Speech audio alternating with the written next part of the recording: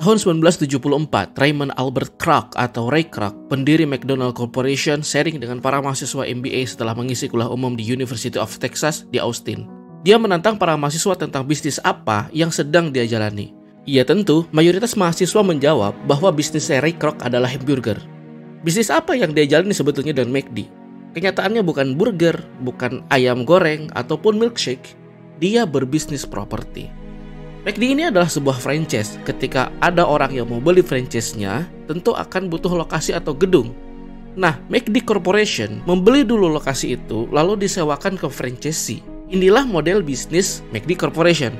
Ray Kroc melihat peluang sewa properti itu justru lebih menguntungkan daripada profit dari burger satuan McD itu sendiri. Sekarang, McD adalah bisnis fast food chain terbesar di dunia dengan lokasi-lokasi yang paling strategis. Dengan peluang itu, Ray Kroc menjadikan McD untung dari makanan dan minumannya, tempatnya, tanahnya, dan franchise-nya. Dan kunci untuk melihat peluang itu adalah mengelola bisnisnya sendiri sebagaimana yang diajarkan oleh Robert Kiyosaki. Kita simak. Teman-teman, kita masuk ke pelajaran ketiga tentang mengelola imperium bisnismu sendiri. Pertama-tama, kita coba tarik pemahaman melihat peluang dalam bisnis yang kita kelola ini ke sistem pendidikan kita. Kata Pak Robert, fokus sistem pendidikan saat ini adalah menyiapkan anak-anak untuk dapat pekerjaan yang bagus dengan mengembangkan kemampuan skolastik.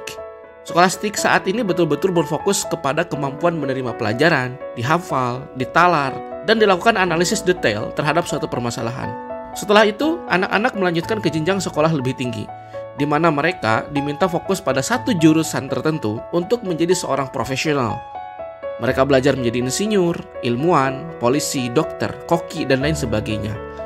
Dengan itu, mereka dapat masuk ke pasar tenaga kerja lalu bekerja untuk mendapatkan uang. Di akhir, mereka akan berkutat dengan kenaikan gaji, promosi, gelar profesi, mencari pekerjaan lainnya, dan lain sebagainya. Sebenarnya ini tidak salah, ini adalah pilihan. Tapi jika kamu ingin mempraktekkan ilmu mengelola bisnismu sendiri, ini bukanlah pilihan yang bagus. Sebabnya karena kamu fokus di kolom pemasukan atau income, bukan fokus di bisnismu yang terletak di kolom aset. Hanya saja, seringkali mereka dipaksa untuk menjadi apa yang mereka pelajari. Misalnya, kalau kamu masuk jurusan tata boga, ya harus jadi koki. Jurusan teknik, ya harus jadi insinyur. Jurusan hukum, ya harus jadi pengacara. Kemudian masalah selanjutnya adalah stigma bahwa ketika sudah mengambil salah satu profesi itu seolah-olah tidak layak atau setidaknya tidak ada waktu untuk mengurusi suatu bisnis. Di belahan dunia lain, hal ini disebut dengan diskriminasi pengetahuan. Seolah-olah orang yang udah belajar satu bidang gak boleh menyentuh bidang ilmu yang lain. Padahal kalau kamu mau berbisnis, kamu harus ngerti banyak ilmu. Jadi apa yang harus kita lakukan? Poin yang pertama, mulailah sekarang. Jika kamu saat ini seorang profesional, mulailah membeli aset-aset yang real, bukan aset yang sebenarnya itu liabilitas. Misal kamu membeli mobil baru, ya saat itu pula harganya menyusut 30%. Dan lama-kelamaan nilainya juga akan selalu menyusut, termasuk dia akan memakan banyak uang milik kamu. Kemudian jika kamu sudah dewasa, jaga pengeluaran agar tetap rendah, kurangi liabilitas, dan rajinlah membeli aset-aset yang solid, memberikan pemasukan tadi. Untuk hal ini, cobalah frugal living. Kemudian, jika kamu masih muda dan tinggal dengan orang tua, maka belajarlah untuk membedakan mana yang disebut aset dan mana yang disebut liabilitas.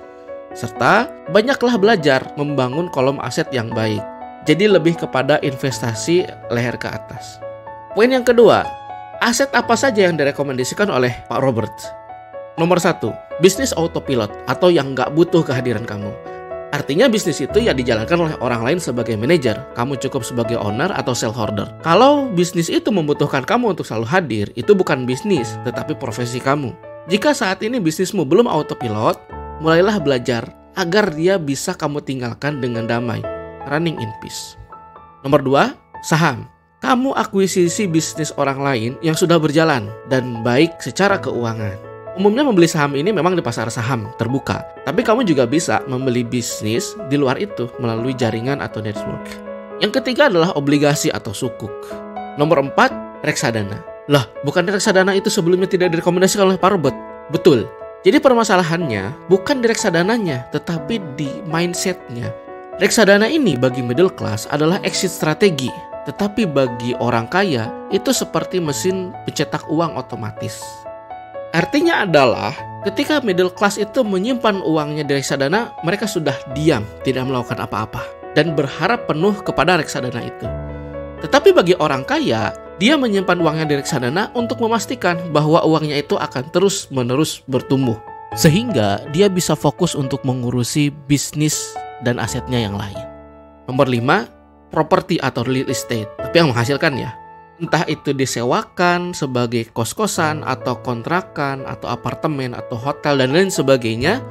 Jangan sampai properti itu mangkrak karena ketika dia tidak menghasilkan, maka dia sudah bukan aset lagi, dia justru akan menjadi liabilitas buat kamu. Nomor 6 ada royalti.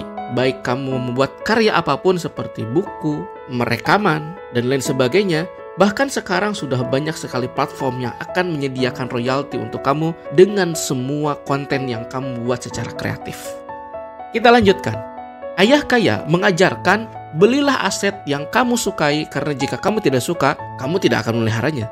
Jadi Pak Robert ini suka dengan bangunan dan tanah, maka dia mengumpulkan real estate. Dia juga menyukai saham perusahaan-perusahaan kecil, maka dia membeli saham-saham yang baru mulai atau membeli yang sudah initial public offering. Bermain aktif di kolom aset ini membutuhkan akuntansi dan manajemen finansial, dan Pak Robert menjalani itu beberapa tahun sembari bekerja di Marine Corps dan Xerox. Inilah contoh mengelola bisnismu sendiri dengan tanpa meninggalkan pekerjaan sehari-hari. Dan kamu, siapapun kamu, bisa melakukannya.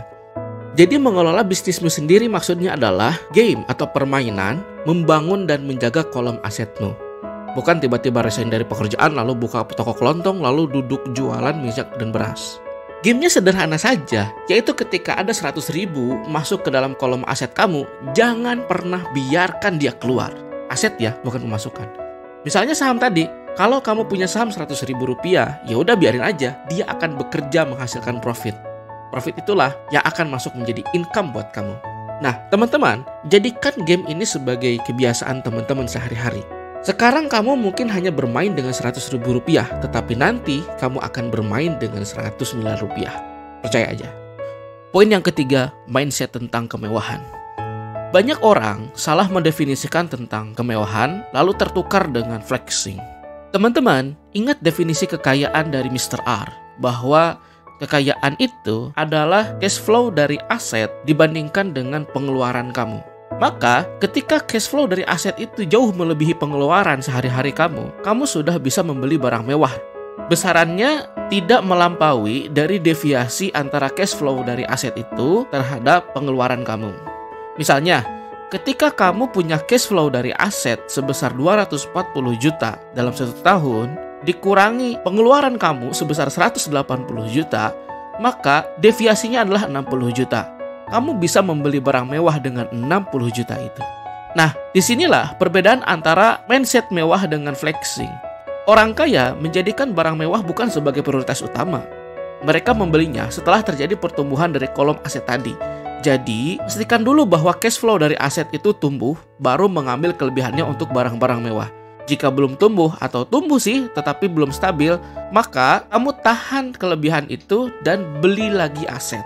Seringkali middle class menjadikan barang mewah sebagai prioritas utama. Beli rumah besar, pakaian mahal, tas branded, perhiasan, dan lain sebagainya karena ingin terlihat kaya.